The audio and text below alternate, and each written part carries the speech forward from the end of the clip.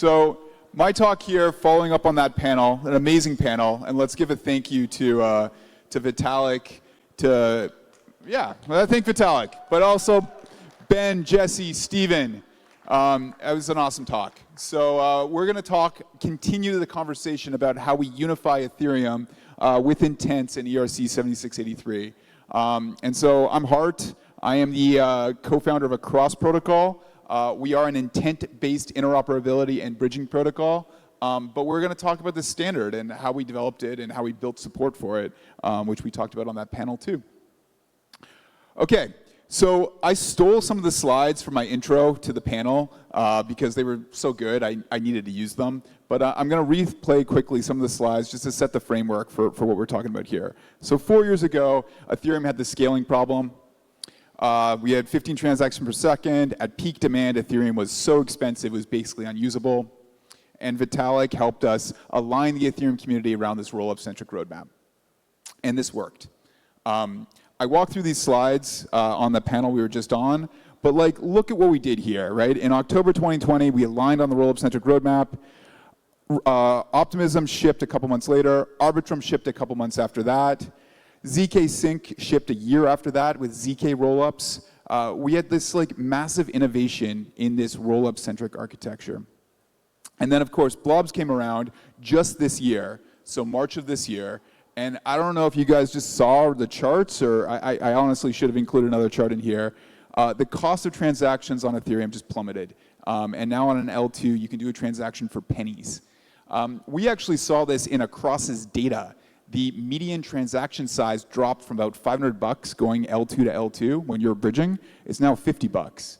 And we have real consumer use cases because these L2s are now so cheap and usable, normal people, not just whales, can use them. And so this is a beautiful chart. We really did scale Ethereum thanks to the rollup-centric roadmap and some of the people that are just on stage with me. There we go. We scaled Ethereum. And this is something that I don't think we celebrate enough. We solved the big, hairy problem, and we should be proud of that. New problem. Ethereum's fragmented. It was so simple back in the day when we had one chain. It was such a beautiful thing. I had MetaMask, I had one chain, I hit one button, it did the thing on Ethereum, and it worked great. But it got more complicated. So our rollup-centric roadmap now means we have lots and lots of chains. And we got to do this network switching thing. And sure, some wallets are beginning to hide this for us, but man, switch between all these chains, add a new network to MetaMask. It's a mess. We've got so many versions of Ethereum. There's just so many different ones. It's a total mess. And I think it's just worth us admitting that we have a major UX problem here. This is not something that the next billion people are going to be able to use. Even though it's fast and cheap on an individual rollup, this is a mess for the users. What we got to do, we got to unify Ethereum. This should be the rallying cry for 2025. This is what I want Ethereum to be focused on for the next year. I hope it doesn't take us 4 years to unify Ethereum. I want it to take 1. Vitalik seems optimistic. I hope we're all optimistic here. And we want Ethereum to feel like one chain again. We want it to be hey, I click one button in one wallet, and it does what I want to do on whatever chain I'm on. And Jesse was speaking about this on the panel we just had. So pretty bullish that there's people running big wallets like Coinbase Wallet that are aligned and thinking this way too. And so there are a few components, I think, of how we actually make Ethereum feel unified. It's the better wallet and app UX. I think there's a necessary component around account abstraction, specifically ERC-7783, which I'm going to talk a bit about later on. And then there's speed. To make Ethereum feel unified, I think interop needs to be fast, really fast. And for me, fast means 2 seconds fast. And it kind of seems like I'm making up this 2-second number. Where is this coming from? It isn't totally made up. There's lots and lots of Web 2 UX research that says if you wait for more than 2 seconds for a website to load, users just bounce. They just don't want to use the thing. And I don't know if you guys have used airplane Wi-Fi when websites load forever. It just makes you not want to surf the internet. It makes you not want to use the thing. And there seems to be this psychological barrier that I can afford to wait 2 seconds, but any longer than that, I want to go do something else.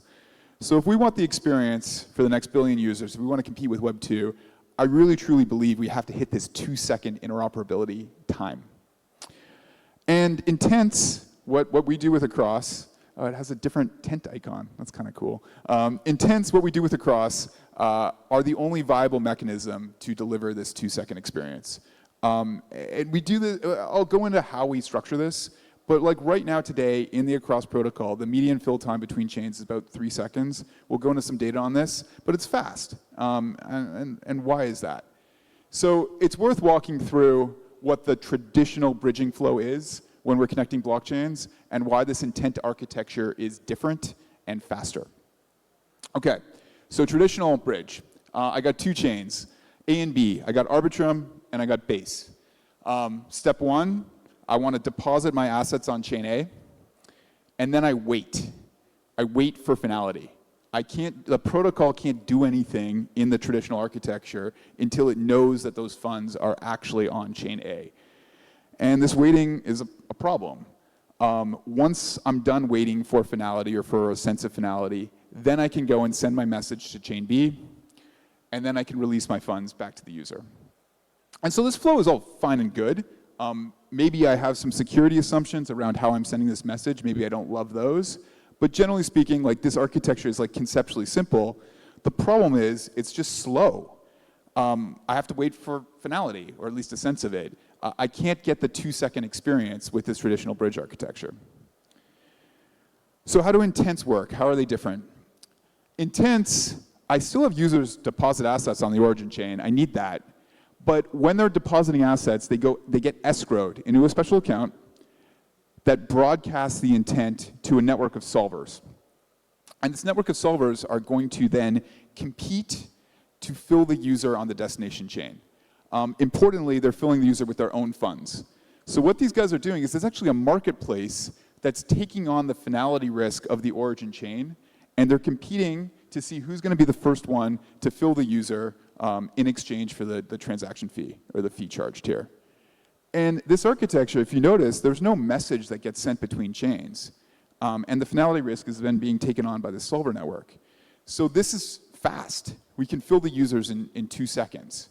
And the user can move on with their day, and we achieve this fast interop that can help us unify Ethereum.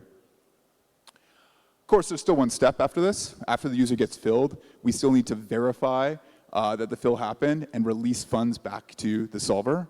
But we have time to do that because the user got their fast fill. So Across, I'm slightly biased, but I do think Across is the leading intent-based interop protocol. Today in production, how many people in the audience have used Across? I'm actually kind of curious. All right, that makes me feel good. Okay.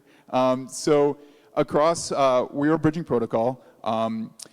If you go, and those that haven't, if you go to across.2 and bridge between Arbitrum and Base, your fill time will be less than 3 seconds. Our median fill time is 3 seconds, and we keep lowering that. As block times on L2s get faster, it's going to get cheaper and cheaper. For transactions less than $10,000, our average cost is less than 4 cents. It's extremely cheap, and there's room for this to get cheaper too. And we've done billions of dollars in volume. Today I think we did 50 million in volume with 50,000 transactions, and it's growing. So this works in production. This isn't a theoretical architecture. This is working. But we're looking at Across, and I don't believe that interoperability is going to be solved by one protocol. Like, sure, I might like that, but I don't think that's the path. And go back and think about the rollup-centric roadmap that Vitalik set for scaling Ethereum. It wasn't solved by one team. It wasn't solved by Optimism. It wasn't solved by Arbitrum. It wasn't solved by ZK Sync. It was an architectural decision that many teams innovated on. And I think the same is true for interop. And so to make this intent architecture really win, we got to define a standard. And so we worked together. The Across team worked with the Uniswap team to develop ERC-7683, which is a standard for cross-chain intents. It's not owned by Across. It's not owned by Uniswap. It is a true ERC that's a public good. And it's worth going into hey, what does this thing do? What is this ERC? And my mental model, the way I kind of think y'all should think about this, is it's like an order ticket. You can almost imagine this if we go way back, like 1980s finance, like Wolf of Wall Street stuff. You like had a paper order ticket that your broker filled out with like, I want to, sell Apple stock and buy Google stock, although Apple and Google didn't exist back then, but you get what I'm saying. And then they'd like send it to a floor and some guy on the trading floor would make like hand signals to go and like execute the thing. But they had a format, they had a standard for how they express this trade ticket. And so you can think about ERC-7683 as defining a common format to express this user intent, this trade ticket. And what a developer does is they go and they fill in their trade ticket, origin chain, origin amount, destination chain, destination amount. And then we got a couple other fields here that I want to talk about. But you fill this out and you send it to the solver network and it just gets done. It just works. So I got these two other fields in here, fill instructions and settlement system. And this is a little bit stylized, just how this works. But fill instructions you can think of as like a memo field, where I can include extra information about what I want to have happen in this intent. And remember, the solver is the one that's moving the assets to the destination chain and sending them to the user. So there's nothing that prevents that solver from executing arbitrary code. So the fill instructions can be, say, hey, let's bridge 1 ETH and then swap it for Frog token once you get to the destination chain. Totally possible. That's actually something you can do with the cross today. And it could be bridge 1 ETH and buy an NFT. And it could be bridge 1 ETH and deposit in an Aave or whatever your DeFi protocol is. And this can happen in one click, remember. So in one click on my origin chain, let's say it's Arbitrum, one click on origin chain on Arbitrum, I can have this action happen inside 2 seconds on my destination, which I think is pretty cool. And I think this really does lay the groundwork for how we unify Ethereum and make these chains feel like one thing. But I mentioned this earlier, one of the things I get super excited about is once we combine this with ubiquitous account abstraction. This would be an entire other talk, so I'll just keep it high level. But EIP-7702, for those of you that aren't familiar with 4-digit EIP numbers, it's actually a EIP that Vitalik wrote, an improvement on some other technologies like 3705, I believe, that will bring smart account capabilities to everyone's EOA. And this is going to ship, this is scheduled to ship as part of the Petra hard fork in the first quarter of next year. And so what this means now is that anyone's account you can send a message and somebody else can execute that message like it was being sent from a EOA. And what this means is that I can now remote control any remote chain from my home chain. And how this would work is I would sign an intent, a 7702 message for the action I want to have happen on my remote chain, and I would include it as a payload in this fill instructions field in our 7683 standard. And then I would use the solver network, the intents solver network, to basically bring the gas money over to go and execute this arbitrary transaction. And again, we'll be talking more about this. There's probably a whole other conversation or talk to have. But there's this very cool way that we've got all the Lego blocks and pieces when we add together 4-digit numbers like 7702 and 7683. We add them together, and we're going to have this, like, I really do think of it as like a remote control, where from my home chain, I can do an arbitrary action on the destination chain. This standard also modularizes, it's a hard word to say, it modularizes the settlement system too. So what do I mean by that? If you guys go back on the other slides where I was kind of walking through the intent architecture, user funds get escrowed on the origin chain, and then they only get released to the solver when we verify that fill happened. I'm calling that the settlement system. The system that it serves two purposes.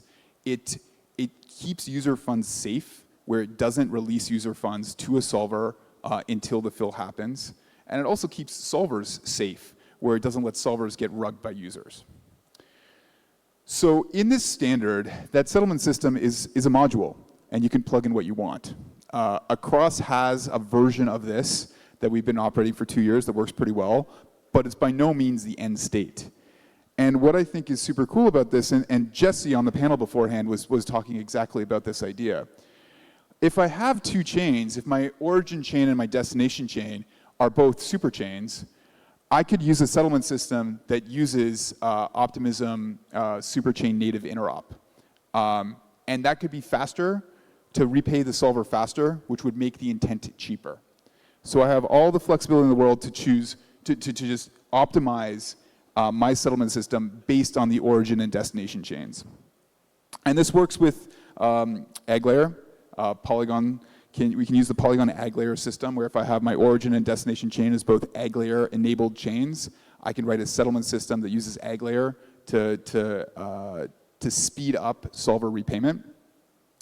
And Jesse talked about Coinbase's push. Coinbase, Wilson Cusack and Jack Kuma from Coinbase are doing this really innovative push for RIP-7755, which is like a trust minimize nested storage proof messaging idea. We could plug that in as a settlement system, and we're actually working with the Base team on a proof of concept to do just this. And so what I find super powerful is that 7683 supports any settlement system, Superchain, 7755, egg layer, elastic chain clusters, succinct SP1. If I want to write a settlement system that uses ZK proofs to prove that our intents were filled, I can do that.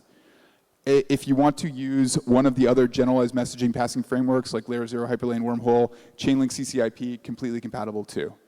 And so this standard transparently upgrades with whatever the latest and greatest interop techniques are. And Ben Jones was talking about this being a mullet, right? We put the standard in the front, and then got this party in the back with whatever infrastructure best serves verifying that intent. We can seamlessly upgrade and utilize that.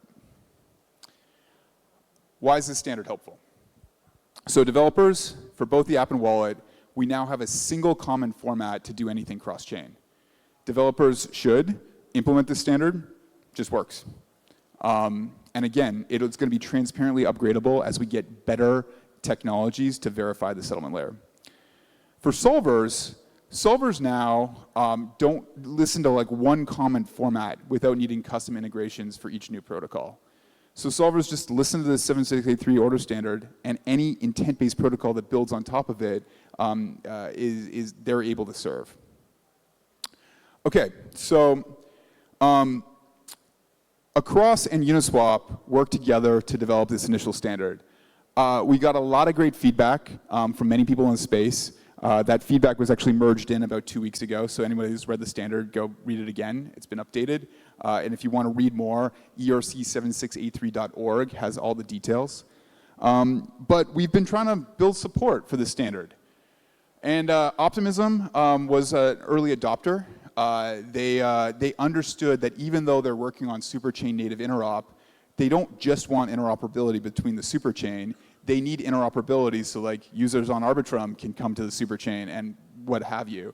And they also understand that this standard, it can use superchain native interop on the back end to allow for faster intent verification. So they thought this was a good idea. And the Polygon team thought this was a good idea. And I'm going to read out some names for a second. We got Linea, we got Alchemy, we got Blast, we got Conduit, Manta, Grow the Pie, Mantle, Mode, Tycho, Superseed, WorldCoin, Coney Stack, Scroll, Nethermind, I'm almost done, don't worry. AltLayer, Aori, Fluent, Subwallet, Open Social, Zero Dev, Rhinestone. We had a whole bunch of teams come and announce support for the standard, which honestly, guys, I didn't really think this would happen that well, and it did. It was pretty cool.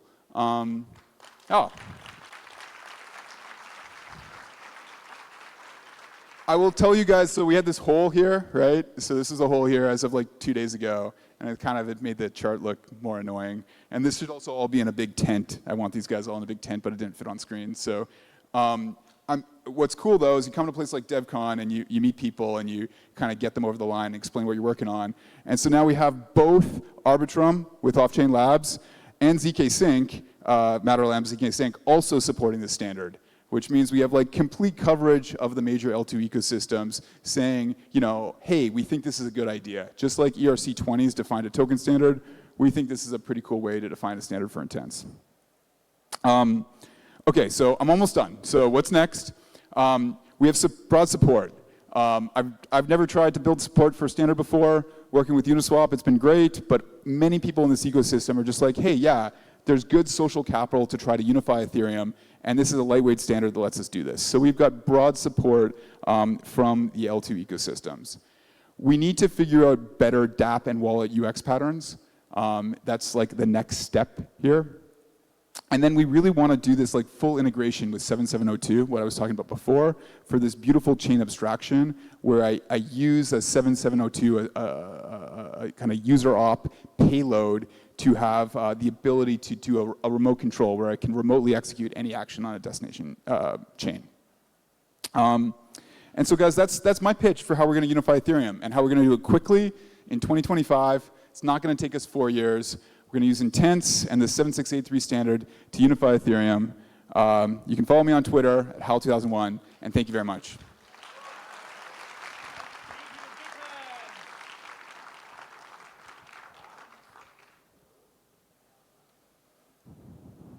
You want me to do it?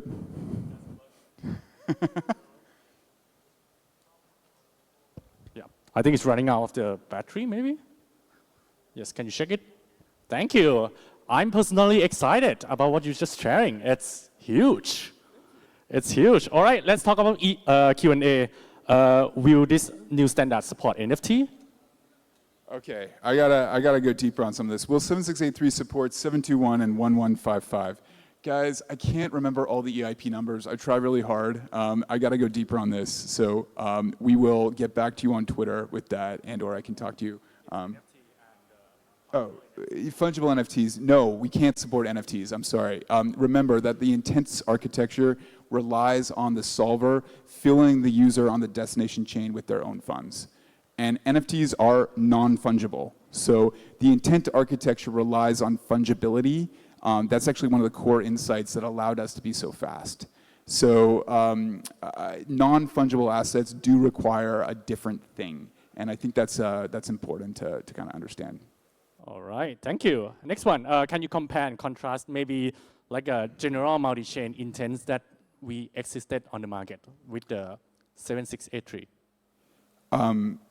So Suave, I'm a huge fan of Suave and what the Flashbots team is working on. I look at Suave as like computation for like a TE, trusted enclave, to compute all sorts of interesting and private things. Mm-hmm. Lost the screen, but they're not in competition. I actually think Suave is something we've looked at quite carefully to build better auction mechanisms to let us have like trustless auctions to auction off intents. So I think these things are very complementary, where you can use 7683 as a common order standard for an intent and use something like Suave to achieve optimal execution of that intent. Okay, all right. Next one. Can we use this new standard for the non-DeFi protocol like ENS, SocialFi? What do you think about it? So I think this goes a little bit back to like the NFT question. Yeah. So the intent architecture is not for passing generalized messages. That's the back end part of this, right? The intent architecture is I want to move funds quickly, and maybe I want to do something with those funds on the destination chain. So if you're trying to move NFTs around, or trying to move like ENS names that are sort of are conceptualized as an NFT, you need something else, right? We can do things like, hey, you want to buy your ENS name, you can go and pay for it from any chain and make that be one click. So I take my Arbitrum funds or my Optimism funds and I go and I buy my ENS name on like ETH mainnet, and it's one click to go and execute that. But these are slightly different concepts. And why sorry, my question is like, why cannot we just like merge it together into the same standard? So go back to the idea of how the intent architecture works. You are going to have these solvers front the user funds on the destination chain.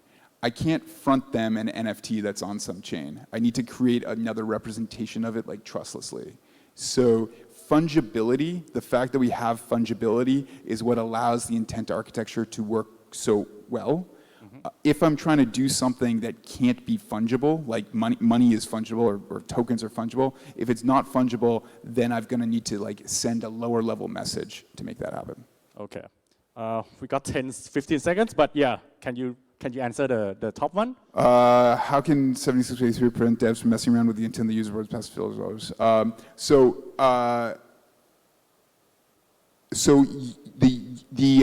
the user and the solver both have to agree and trust the settlement system. Okay. If you write a dodgy settlement system, in my example there, yeah, you could steal user funds and that's bad.